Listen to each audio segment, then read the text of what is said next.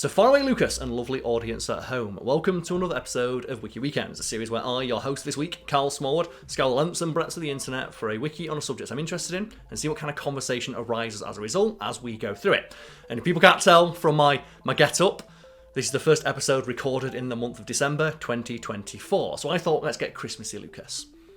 Hell yeah. And the wiki I picked today it's a fairly standard Christmas movie plot, but it's one that I'm a fan of. And the movie is about a man who works too much. He's a workaholic who, over the course of a single Christmas party, helps convince a friend to get over their anxieties and reunites with his estranged wife. Or as it's known in some markets, Die Hard. Dude, you didn't say Die Hard. Is everything okay?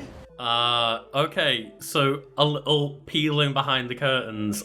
We haven't yet done the vote, and we haven't discussed it, but Die Hard was potentially going to be one of the films I put on for like my patron vote for this week, this month. So one of the things we like to do on the channel is we have a patron vote once a month, and presumably you're going to put up like a selection of Christmas movies, right?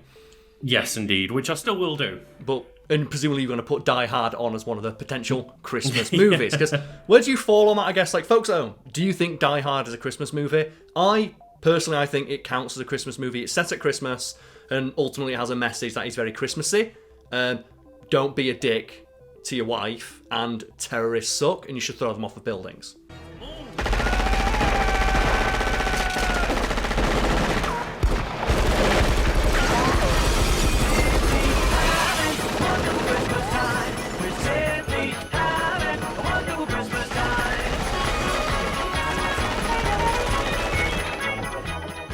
I personally think that it gets there on a technicality, like a lot of Shane Black movies do, for example, where it's just set at Christmas. Like Iron Man 3, for example, right? I don't think Iron Man 3 is a Christmas movie, because it doesn't revolve enough around Christmas, whereas Die Hard, the whole plot is that John McClane is at a Christmas party. It could be any party. Christmas is not actually... It doesn't matter to the plot. It does. But now I have a machine gun. Ho, ho, ho. I don't really care about this argument. I would say like a Christmas movie actually should involve like Christmas more actively. Lucas, I disagree with you. I think it does count as a Christmas movie, but I don't give enough of a shit to argue about it. Yeah, and what always weirds me out is how much of a shit people give about whether or not Die Hard is a Christmas movie. Because I thought it was just like, it's a fun joke or jumping off point for a conversation around Christmas time, right? People take it really seriously. I think that's how it clearly began, right? But then it's been, 20 years on the internet of people every year getting more and more exaggerated over it. And it's that classic internet thing, isn't it? Where every argument is boiled down to a binary decision. You're on one side or the other. There's never any nuance when it comes to discussions online. And hopefully we can have that nuance now, Lucas, in this discussion we're about to have about Die Hard. Yeah! Die Hard! Die Hard is a 1988 American action film. So it doesn't say action Christmas film or Christmas action film, it says action film. So Wikipedia does not consider Die Hard to be a Christmas movie. Yippee-ki-yay, motherfucker. And Lucas, were you aware that Die Hard was originally based on a novel? Yeah, so it's one of those things for the longest time I was not aware at all, but I think at some point in a conversation making content it came up and I was very surprised about that. Yeah, it's because basically the only thing from the novel that is present in the movie is the idea of terrorists attack a skyscraper. Right, okay. Which at the time, in the 80s, was seen as like something that would never happen. Let's move on, shall we? The film stars Bruce Willis, Alan Rickman, Alexander Godunov, and Bonnie Bedelia, with Reginald VelJohnson, William Atherson, and Paul Gleason in supporting roles. And do you know my favourite supporting role in the movie? Do you know I mentioned at the start where I was doing like the bait and switch about it being a Christmas movie, like the friend who has an anxiety that John McClane helps them get over? That character is played by Reginald VelJohnson, and do you know what the anxiety that he has that he wants to get over that John McClane helps him deal with? Because I remember rewatching Die Hard in anticipation of Christmas season and being like, no. Do you know, for example, the primary plot being a terrorist attack on a skyscraper aging poorly. Not aging poorly, but it's one of the things where you look and go, oh, that's not great.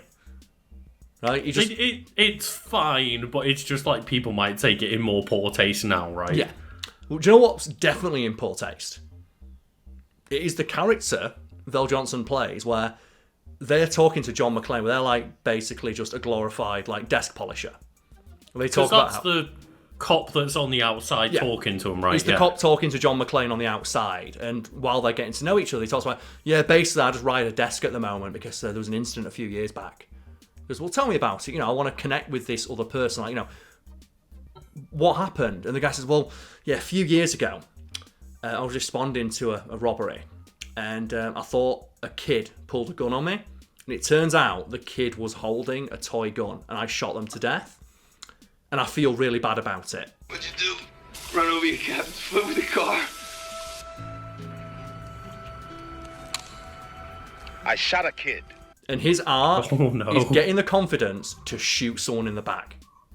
That's his art. We see at the end of the movie where the terrorist jumps out to get John McClane, he shoots him in the back. So his arc is, I shot a kid, suffered no repercussions whatsoever, which admittedly is very realistic for a police officer, shooting an unarmed child in the face and not getting any repercussions. But he's the hero. He's like the secondary hero of the movie. And his arc is, poor guy, don't worry, we'll get you shooting people again. and that's what he's like, don't worry, you'll get your confidence back. And he gets the confidence back, Lucas, to shoot a man in the back. Oh my god. What a hero.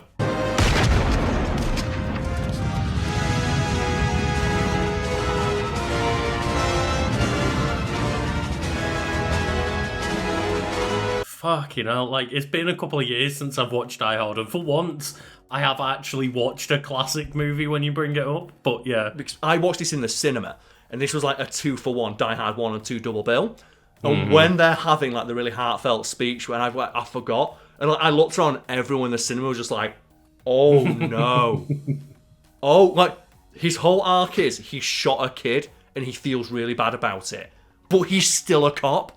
You know, when you're a rookie, they can teach you everything about being a cop except how to live with a mistake. Anyway, I just couldn't bring myself to draw my gun on anybody again. Which you get realistic, but fucking hell is that age, Paulie.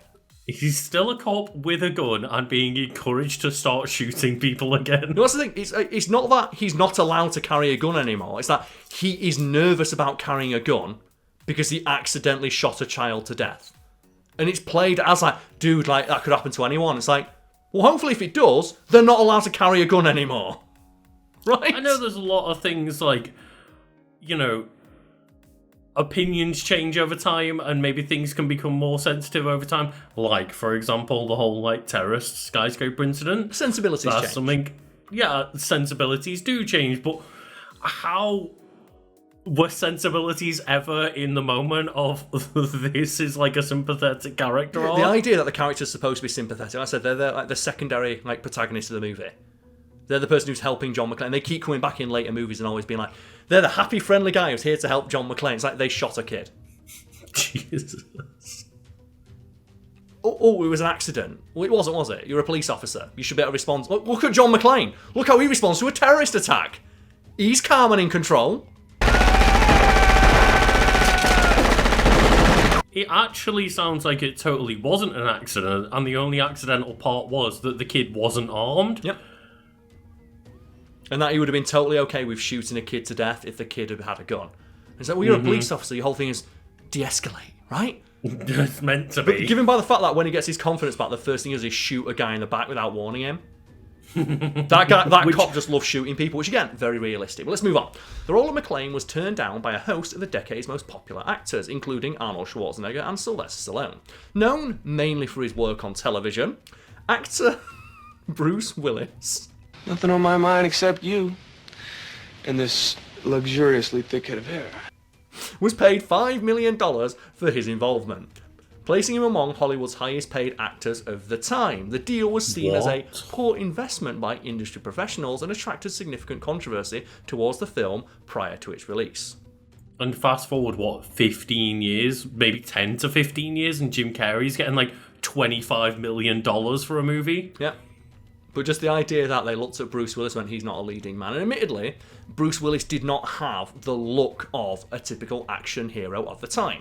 This is one of those watershed moments in film where as mentioned, like the two people in the running for the lead role were Sylvester Stallone and Arnold Schwarzenegger. And let's be honest, there is some stark physical differences between Sylvester Stallone and Arnold Schwarzenegger in their prime.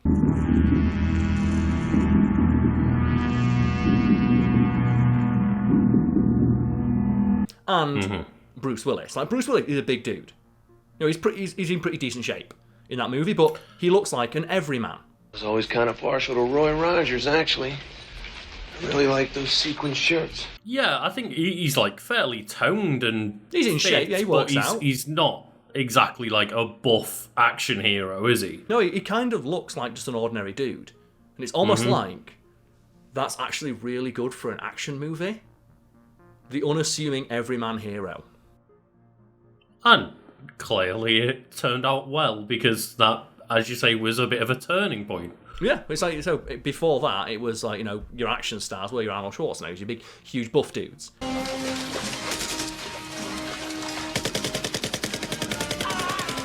As you mentioned, yeah, he was a turning point for film, because prior to that, action stars had to have a very specific body type. Afterwards, you could actually hire a dude who could act.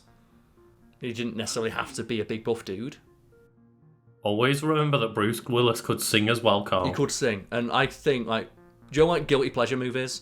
One of my guilty pleasure movies is the movie that Bruce Willis, at the apex of his success, basically strong-armed the studio into making as a vehicle for his singing career, which is called Hudson Hawk. And it is a film all about Bruce Willis, and he steals things from... he's a heist expert. And the way that his heists go is they're always planned down to the second. And it's, say, for example, if a heist is going to take 3 minutes and 41 seconds, he'll sing a song that's 3 minutes and 41 seconds long, so the timing's always right. And there's a lot of, like, montages of Bruce Willis singing songs. And he's a pretty decent singer. That film sucks ass.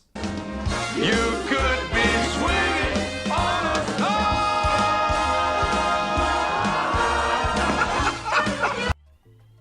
Yeah, but the concept is cool, because it kind of has that, like, almost lineage, I suppose, of that movie maybe, potentially, I don't know, inspired Edgar Wright to make that, Baby Driver? music... No, so there was, like, a music video that Edgar Wright made. Oh, yeah, that was the thing that inspired Baby Driver, right? Where the heist set to a song, and then they used that for, like, a kicking off point of Baby Driver coming out. Then you got to watch. I don't read too good. Okay, you got 2 minutes, 54 seconds from now.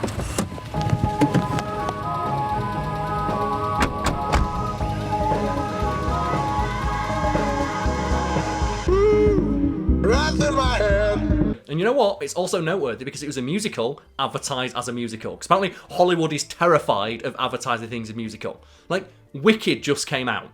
Wicked. A movie based on a Broadway musical. They are not advertising it as a musical in their advertising copy. Hudson Hawk was 100% advertised as a musical because Bruce Willis fucking wanted it to be. All I wanted was a cappuccino.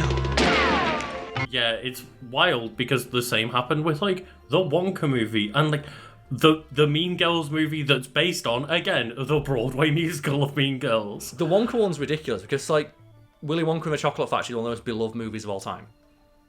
And it's a musical. And every song in that is, like, you know, a 10 on 10, like, winner, right? Like, who doesn't remember, like, Oompa, Loompa, Doopa-dee, who doesn't remember that? Right? And then, like, we're going to make a prequel to it, and it's going to be a musical, but we're not going to tell people it's a musical. Don't just stand there, do something! Help. Police. Murder. But people like the songs! The songs are the most memorable part of the movie besides Gene Wilder's performance. And Bruce Willis is like, no, fuck it, musical, let's go. Musical heist movie, let's do this.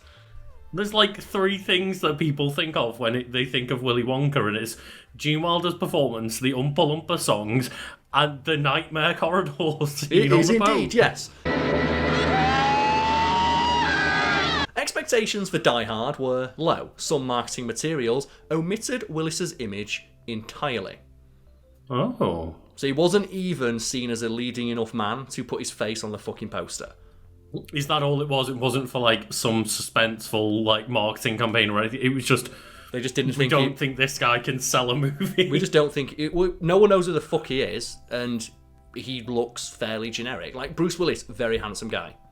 But like, he just looks fairly generic, which is kind of that's what ended up being the appeal of the Die Hard movies. It's like this everyman thrown into an extraordinary situation, which the character themselves comments on. Oh man, I can't fucking believe this. Another basement, another elevator. How could the same shit happen to the same guy twice? As well, when we're talking about like him kind of kicking off a new, almost everyman action hero, were there many action heroes before him that you can think of that were bald? Not many, no. Like, Bruce Willis always hung on to what hair he had for as long as he could. He, like, to the point where there is, like, a long-standing rumour that on Hudson Hawk, because he had so much clout, the movie he probably had the most clout on, that a significant portion of the budget went to CGIing in his hairline. Because, like, that's the movie where he had the most creative clout. Because obviously in Die Hard, he's not entirely, like, shaved head. No. He did in the later ones when he accepted that, you know, he's going bald. Bruce Willis very clearly had a receding hairline in the first Die Hard movie, and then just thinning hair in his career thereafter. And as mentioned, he was very, very self-conscious about that, to the point where there is a long-standing rumour that he used his not insignificant amount of clout to have a portion of the budget directed towards CGIing in more hair. Girls, can I ask you a question? How do I look? Like a fraternity thing? Which, you know, fair enough. It's something I can't deny that I'm self-conscious about, and I've been since I've been about 18, but it's just one of those things now you don't really think about it, of like the likes of Vin Diesel and Jason Statham and The Rock, some of the biggest stars in the world, just have shaved heads. Yeah. It's something Jason Statham talked about. Like, he started losing his hair when he was in his 20s. Like, well, I shaved my head. He said, I didn't get any, like, he used to be a model, and he didn't get any modelling gigs when he grew his hair out. He shaved it off and he got a modelling gig the next day. Yeah. Because he just looks so distinct. Like, him being bald actually made him stand out, and he looked good bald. This is the word coming from the Shamen. With African or with the European, or with American or with the human nation. And that's if you're black, white, yellow, or brown. Keep coming on, you know, but keep coming on. And there's some actors who just do look good bald. Bruce Willis is one of those actors. He looks good bald. He's a very handsome man, and he's got, you know, very strong, defined facial features that can pull off being bald. Kind of like crazy, because there's an alternate timeline where nowadays he totally would have just got a hair transplant and never gone bald. Probably, yeah. But you know what? Like, you know, we're not going to talk about that. If we ever talk about Hudson Hawk, we'll talk about potentially him using the budget to CGI in some hair. But we've got to continue now with the intro. Die Hard grossed approximately $140 million, becoming the year's 10th highest grossing film and the highest grossing action film of that year. Upon its release, initial reviews were mixed. Criticism focused on its violence, its plot, and Willis's performance, which are the bits that are most louder today. Right? Everyone likes that.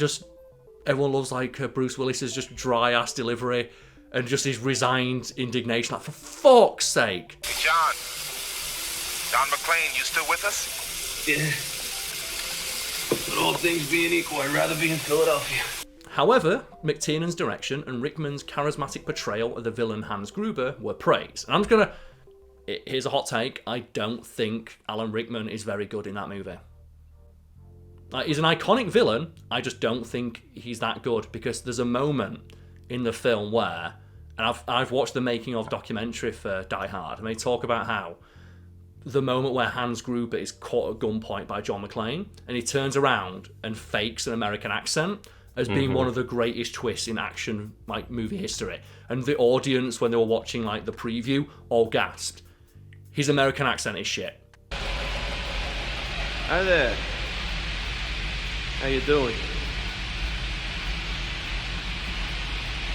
Oh, please, God, no, you're one of them, aren't you? It's terrible, and he right? overacts so much. It's like, oh God, he's so bad. It's like, I know Rickman was his first acting role when he was 40. Well done getting cast in a big, famous, successful movie. Tone it down. Please, don't get me down, please. Whoa, relax. I'm not gonna hurt you. For sure, and it's one thing that I find interesting, because I think it's one of those where maybe non-Americans found his American accent okay at the time. I did not find it convincing in the slightest. Definitely not personally. His acting in that moment is terrible. And I know the argument is, oh, he's playing a scared hostage. He's pretending to be a scared hostage, so he's overacting as that. But none of the other people playing hostages in that movie overact as much as he does. It draws you, or it draws me at least, entirely out of the movie in that moment. But it's funny because a lot of Americans will praise what is he meant to be, German? Yeah. And, like, that German accent is also not great. His German accent is also fucking terrible. Die Hard you might not know if you're American, but yeah. Yeah, it's bad. Die Hard has since been critically re-evaluated and is now considered to be one of the greatest action films of all time. What a Cinderella story, eh? It's considered to have revitalised the action genre as a whole, largely due to its depiction of McClane as a vulnerable and fallible protagonist, in contrast to the muscle-bound, invincible heroes of other films of the period. I do think that that's its strongest element. It is, yeah, because it's just so different, right? Like I say, it's just a guy caught in an extraordinary situation, and then he just has to deal with it. And he deals with it in a way that is not what you'd expect of a typical action movie villain, of standing up with a machine gun with his shirt off and screaming. Like, he gets hurt. He runs away. That was a moment where he runs away from the villains. Because, well, yeah, there's 5 guys with machine guns and he hasn't got shoes. The fuck else is he going to do?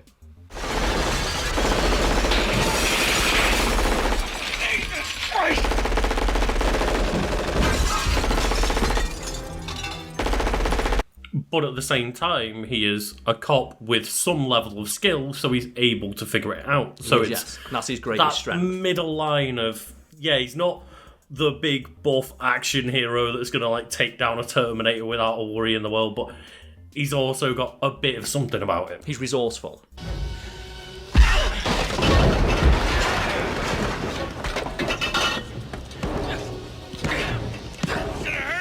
He overcomes the extraordinary odds he's fighting against through his guile and his ingenuity.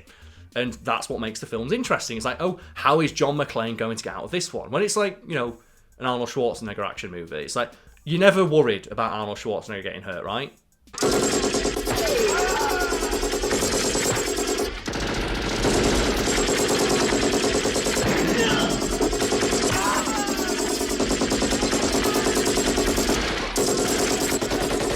You are never in fear for Arnold Schwarzenegger's life in any movie he appears in, right? It's like, you know that bullets are going to bounce off him. You know that he's going to run out with a machine gun and kill everybody. Unless it's like Predator, where he's actually, the whole point of that movie is that the thing is a threat to him, as someone so large and giant and masculine. Whereas John McClane can get hurt. I was going to say, like, I'm assuming that in Predator, he is a bit more vulnerable, but still very capable. But yeah, like... And that's the point of Predator. The point of Predator is it's a deconstruction of the action movie genre Arnold Schwarzenegger helped define. Whereas like John McClane, he gets hurt, he runs away, he's always at risk, and that's what makes the films exciting. It's like, how is he going to overcome these odds? I said, if it was Arnold Schwarzenegger in that role, how is he going to overcome 5 guys with machine guns? I don't know if he's going to walk in a straight line with a machine gun and shoot them all. Yeah, that's a half-an-hour movie, isn't it? It is, yeah. It's just an episode of a TV show. Basically, and it mentions here that in the years since, Die Hard has become shorthand for plots featuring overwhelming odds in a restricted environment, such as Die Hard on a bus. And I'm a fan of the Die Hard series, and one of the things I like about how the Die Hard movies were produced is they would just take like generic action movie scripts and retool them to be Die Hard movies. And they're still doing this to this day. For example, Lucas, do you know what movie was originally written as a Die Hard movie or intended to be a Die Hard movie before they realised Bruce Willis didn't give a fuck? So it was going to be Die Hard in the White House. Oh, so that's... Christ, there's 5 2 of these different movies. There's 2, they're released in the same year. There's Something Has Fallen... And then White House Down or some shit like that. Olympus Has Fallen. Olympus Has Fallen and White House Down. So White House Down is a retooled Die Hard script. Right, yeah. And there's countless other action movies that were going to be, or envisioned as, Die Hard movies. Like, okay, we're going to retool this generic action plot and just put John McClane into it. God, do you remember London Has Fallen? Yeah. Jesus Christ. Is again, like, both of those... perfectly serviceable Die Hard movies, though, right? Yeah. Well, I think White House Down was the one that was going to be a Die Hard movie. Olympus Has Fallen and London Has Fallen were just generic action fodder, but White House Down, you can 100% see it as a Die Hard movie. Yeah, that's what I'm talking about. Take that thing that's in your right hand. That's a blast shield. Perfect. Can you not hit me in the head with a rocket while I'm trying to drop? Watch it. Oh my God. Are you aiming for these people? No. Maybe that's mine. Like, I mean, any of them. But to the point where, like, Channing Tatum, he has, like, the everyman thing. He's a special agent in that, but he's still a dude. He still gets hurt. Also, he wears the iconic John McClane tank top. Right. Because that became a symbol of John McClane, right? It was the white tank top. Mm-hmm. Everybody around that, and Channing Tatum does wear it in White House Down. Got him! What the hell are you getting in the back for? Sorry, it was a habit. It's really funny because, as people may have guessed over the videos that we've made, I'm not particularly like a person that watches a lot of action movies or goes out of my way to watch a lot of them anyway. And I just remember at one point, my dad just being like, I want to go to the cinema. Let's go watch a movie. And my first Die Hard watching experience was Die Hard 4.0. Yeah, Die Hard 4.0 is not great.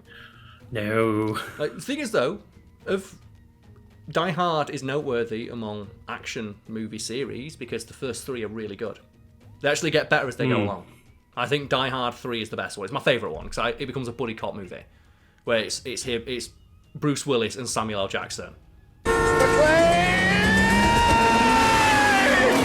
And they just like their chemistry is like phenomenal. And the second one, I think it takes what made Die Hard 1 great, one man in an extraordinary situation, and it just elevates all the action. Also, I think it's a better Christmas movie because you mentioned at the start, for a movie to be considered a Christmas movie, it needs to play more into the Christmas elements.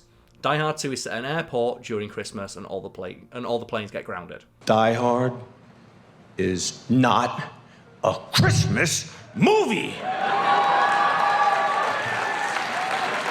It's a goddamn Bruce Willis movie. Again, another plot where it's like it's a little bit rougher watching it in the 2000s, right? It's also it's really snowy. It's snowy. There are Christmas presents. There are people dressed like Santa, and it even includes that classic Christmas trope: shooting people on a snowmobile.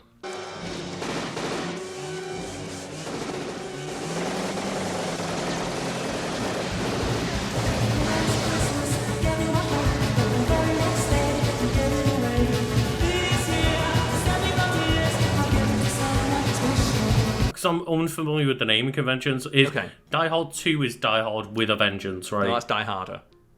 Which is a great naming convention. Die Harder, and then number 3 is Die Hard with a Vengeance. It should have been Die Hardest, right?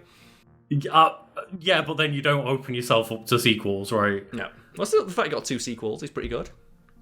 3 sequels, right? He did. And Joe, like the best thing about the Die Hard movies is the Die Hard game, which I have. Like the PS1 Die Hard Trilogy game where it's 3 games in one. Just like the 3 movies. And Die Hard 1 is a top-down isometric shooter. Get the hell out of here! Get the hell out of here! You know, turkey, it's Christmas. Don't let him get away. Die Hard 2 is an on-rails, like point-blank House of the Dead style shooter.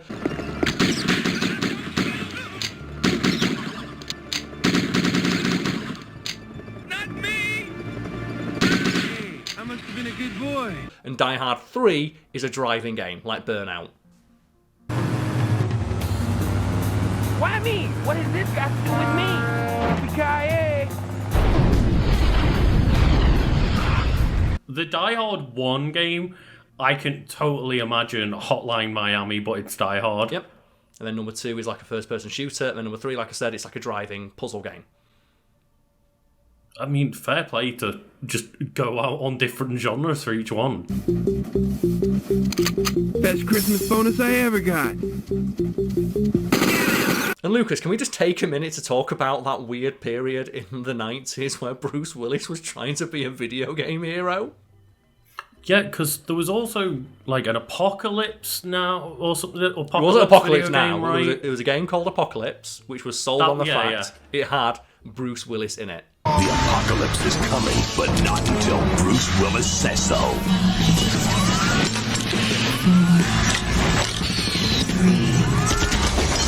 2, 1,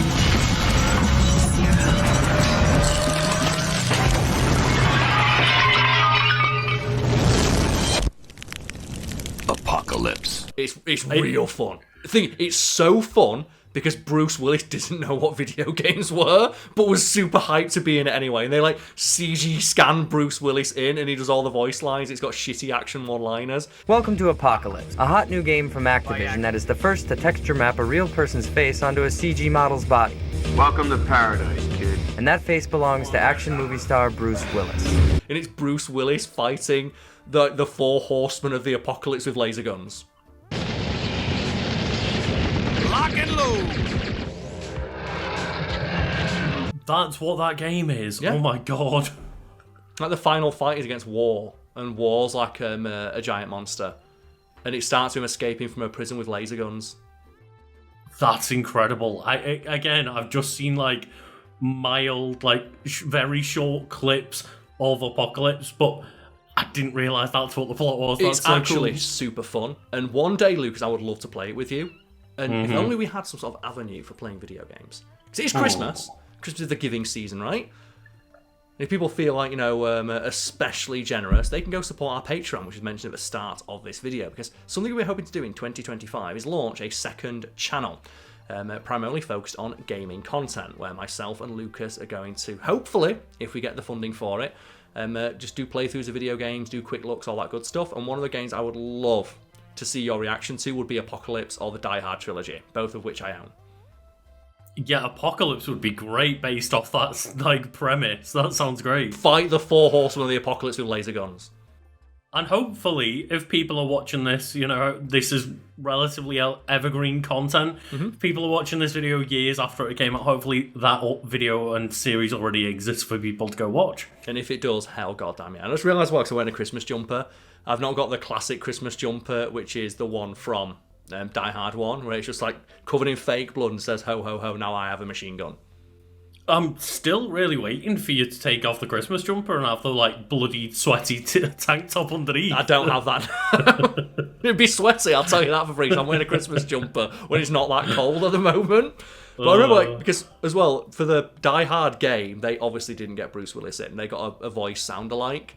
And you can tell they didn't give a fuck when they were doing the voice lines. And like, because I played the game so much as a kid, because I had it, the voice lines live rent-free of like, ho, ho, ho, now I've got a machine gun. But you can tell the guy's like, he's not trying to do Bruce Willis because Bruce Willis wasn't established yet.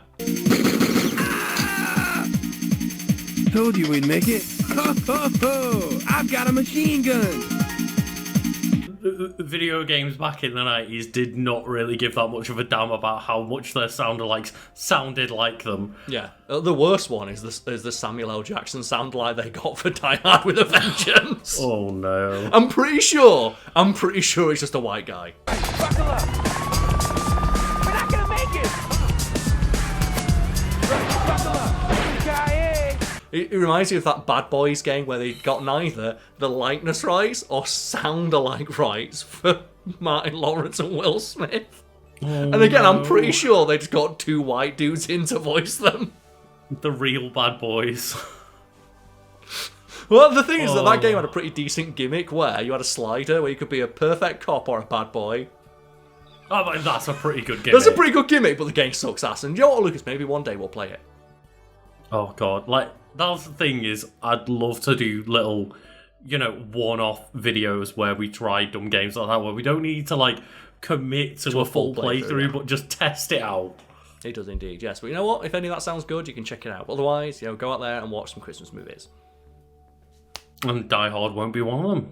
Hey, you know what? Let us know. I think it's a Christmas movie, but I don't care enough to argue about it with people, because I always saw it as it's the jumping off point for a conversation, right, about favourite Christmas movies. I didn't particularly think it was that serious a thing, but apparently it is. Yeah, that's the thing. Is it a hill I'm willing to stand on but not die on? Yeah, I'll see that hill and I'm going to go over this other hill and talk about Muppets Christmas Carol, which, spoilers, might be something we talk about on another episode this month. Called it.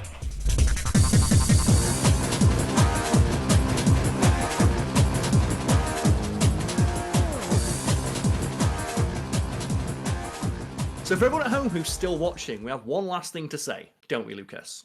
We do indeed, and that's just a special thanks to those on our shout-out tier over on our Patreon. And it's lonely at the top this month because there's one person we need to shout out, and that person is B of Awesome. Cheers to you.